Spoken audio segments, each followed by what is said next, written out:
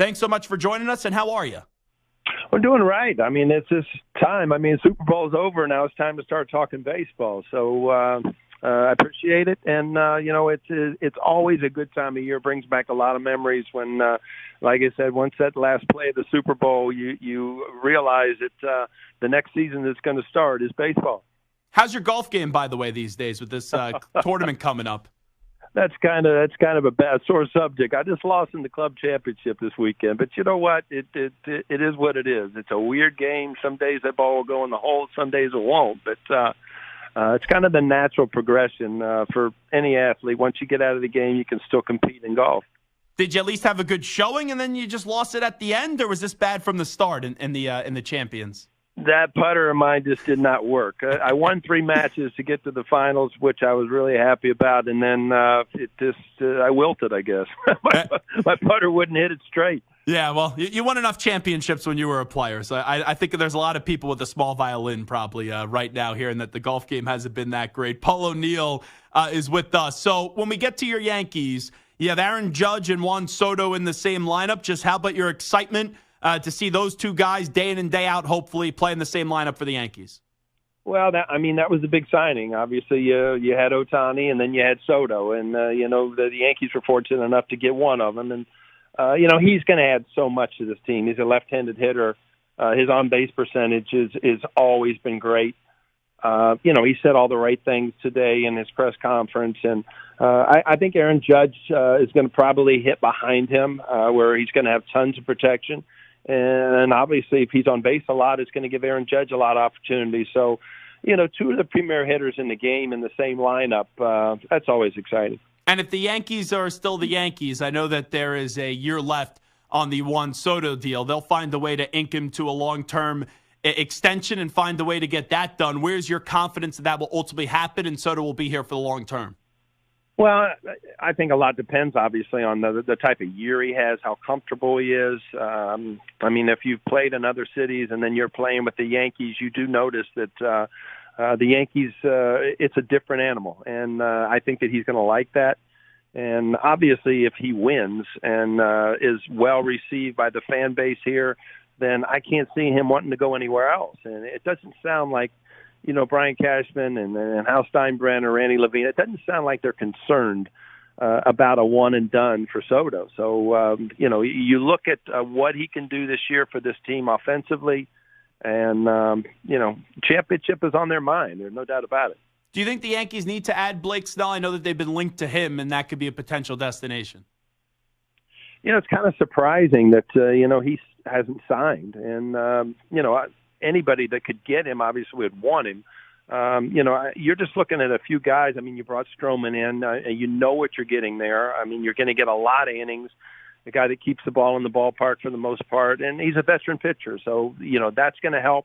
And I think that Rodon obviously is going to have a bounce-back year. It was kind of a wasted year last year with injuries. And, Garrett Cole obviously is the rock. And Nestor has an opportunity to come back. And Schmidt, showed signs of being really good last year. So, if healthy, and that's always the big if on any team, their rotation's pretty strong. But, if you can add Blake Snell, it's only going to get better.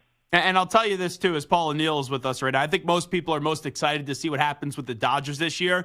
I can't wait to see how much better the Orioles can be with what they did last year, and then also the big move a few weeks ago to go get Corbin Burns. Yeah, they didn't do a lot, and then they added a quality pitcher. But, they're a youthful team, and so they're going to get better. But, they're not going to sneak up on anybody this year because of what they did last year. So, the American League East should be very strong again this year. Toronto, you always wait for that breakout year because of their offense. And, there's so many surprises throughout the year, but a lot has to do with the health of these teams. And if you can keep your star players out on the field every day. You've been on quite a few championship or bust teams. We know the Dodgers this year, anything short of winning the championship would be a failure. You add Ohtani, you add Yamamoto. For the Dodgers, is it the mental grind of this, which is the most curious part when you look at them this year, knowing that regardless of what they do in the regular season, people are not going to give them any credit until they find a way to hoist another commissioner's trophy? Yeah, I mean, when you add names like that, obviously you're expected to do, great things. But I've seen a lot of teams that just load up on talent, and it's kind of a misfit here. It just doesn't gel right. I'm not saying that the Dodgers did that, but Ohtani is one of those players that you just don't see. They've got Mookie Betts, and they've added another great pitcher. So, they're expected. You probably pencil them in to make the playoffs, but the short series and just getting to that point can be a grind because you basically know from opening day that you're going to be there.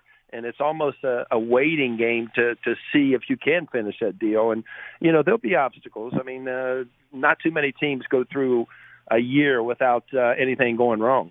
The other thing I'll be curious, and maybe you give us the hitter's perspective of this, when you haven't seen someone in the United States in Major League Baseball, which everyone's now going to see Yamamoto, and you hear so much about him, how do you kind of prepare for when you go up against him with the very limited book about him? Well, I mean, the best scouting report is always in your mind. How a guy has pitched you, what his stuff does. I mean, they have so many, vehicles to help hitters now, a batting machine to throw from the same arm angle, same pitches at certain pitches. You've got video to watch. But, again, if you have not faced a guy before, I always think that the pitcher kind of has the advantage. And,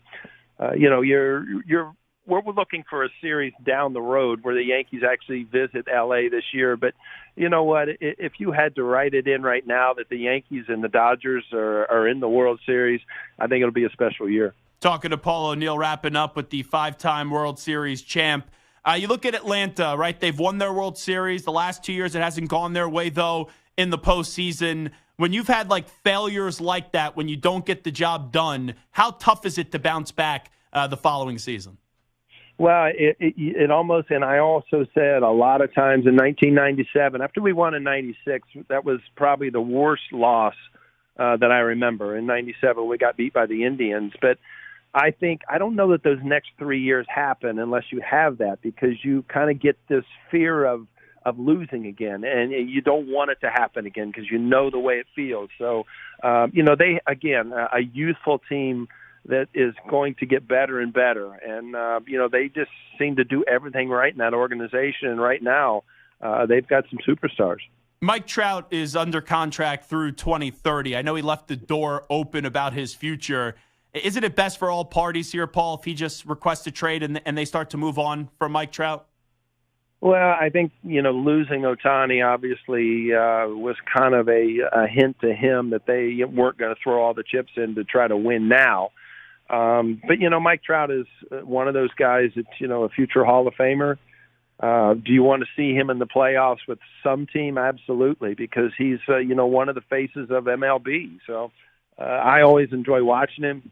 He's a great fit anywhere because athletically he does a ton of things on the field that a lot of players can't do. I know that we've been talking a lot about the Yankees with you. Let me get one question in about the Reds, where you started your career.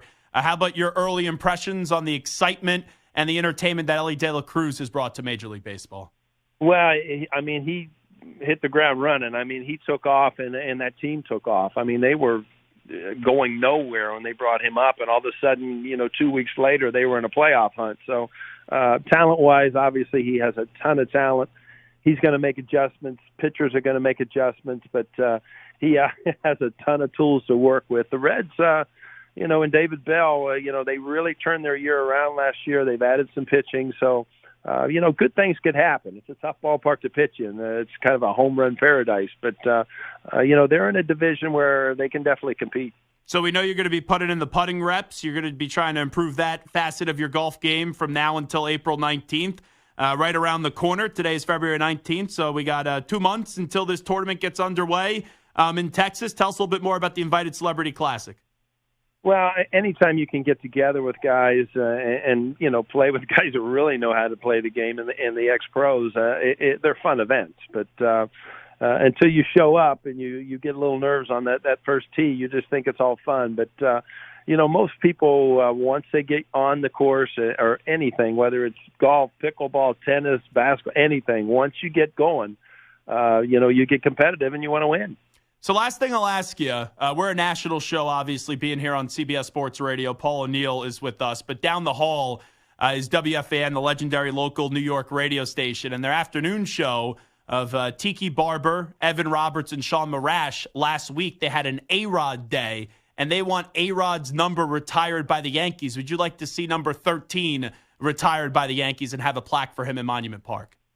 Well, Alex Rodriguez, obviously one of the better players that played in his generation. So, whether because he wasn't a Yankee his whole career or whether that comes into factor, I don't know. I mean, I have all the respect in the world for the talent he had and the numbers he put up and, the way he plays baseball. But, as far as anything like that, I mean, the Yankees usually do everything right. And I have all the respect for that organization, too. So we'll just have to wait and see. Yeah, separating the Monument Park, just getting into the Hall of Fame stuff.